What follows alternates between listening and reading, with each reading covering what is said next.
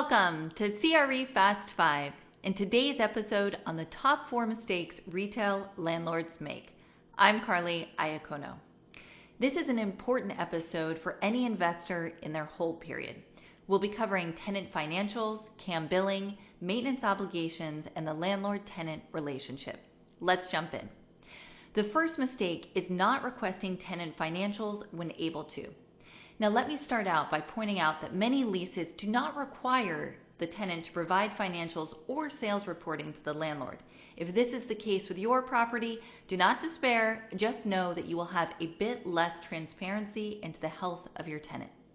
If you're not sure what your lease allows, pull it out today and review it. If it does offer tenant financial reporting, determine when you can request the information: annually, quarterly, monthly. In some other cases, reporting is only allowed during a pending sale. Now, some leases allow for unit and entity level financial reporting, so be sure you request both if available. Unit level will help you determine how the tenant is performing at your specific site, and if applicable, it will allow you to calculate your rent to sales ratio to determine the long-term viability of your tenant at that location. Entity level will help you determine how the retailer is doing financially overall. Receiving entity-level financials is especially insightful if your tenant is not a publicly traded company with regular earnings releases. Now, if your lease does not allow for full financial reporting, it may still offer sales reporting. If your lease has a percentage rent clause, you should already be getting sales reports regularly, but you would be surprised that even then, some tenants do not provide the sales reports without a written request. The takeaway: request and then read your tenant's financials and sales reporting if allowable under your lease. The second mistake is not billing CAM correctly. If you own a multi-tenant property, make sure you're calculating your tenant's pro rata share of CAM correctly and then billing for it accordingly.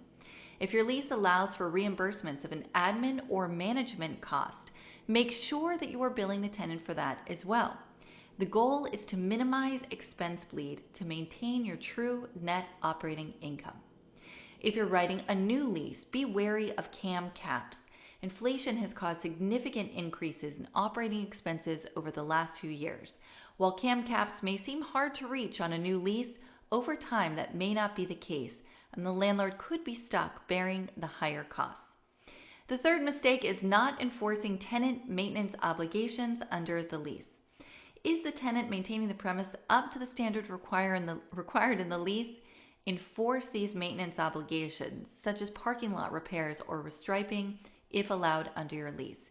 Even if you own a single tenant property with a national tenant under an absolute net lease, you should be checking up on your property periodically to ensure it is properly maintained. An affordable way to do this is from afar is to hire a local drone photographer to go out to the site and take pictures, so you'll be able to see the current state of the exterior of your property, including the roof, for a nominal fee. The fourth and final mistake today is not having proper contact information or a relationship with your tenant. Tenant communication should start right after you purchase a property. Understand the depth and structure of your tenant's real estate department.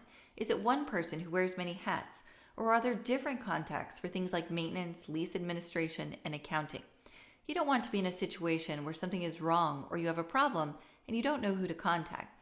Having a functional landlord-tenant relationship is beneficial, of course, during any black swan events like COVID, or even during more routine things like exercising options. At a minimum, have up-to-date contact information for your tenant, no matter how big or small their company may be. To recap, request tenant sales and financials if allowed under your lease. Bill your CAM charges exactly as outlined in the lease. Enforce tenant maintenance obligations and maintain a functional tenant-landlord relationship. That was today's episode of CRE Fast 5. If you got value from this information, please subscribe, like, share, and comment across all your favorite platforms so we can help reach more investors and allow them to make better informed decisions. I'm Carly Iacono, and I'll see you soon.